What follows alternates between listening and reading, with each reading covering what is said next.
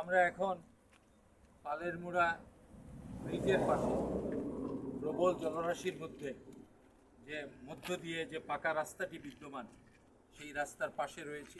আমরা ইতিমধ্যে এই প্রবল বর্ষণের কারণে কানেহাত বরদলের গ্রামের মানুষদের দেখে এসেছি।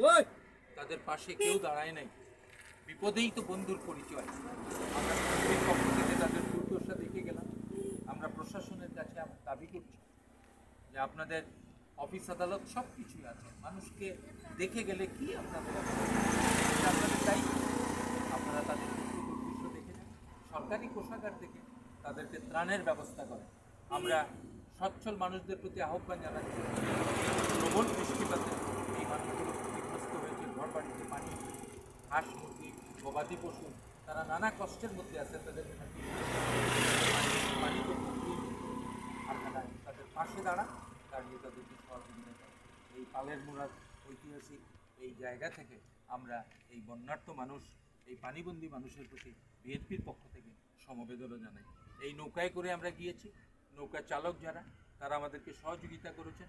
তারা এই মানুষের দুর্দশা দেখার জন্য আমাদের কাছ থেকে তারা এই যে মহত্ববোধের পরিচয় দিয়েছে, এটা অনেক বিত্তবানদের চেয়েও তাদের হৃদয় অনেক প্রসারিত।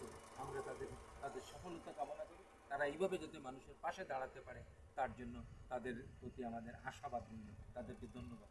আসসালামু আলাইকুম।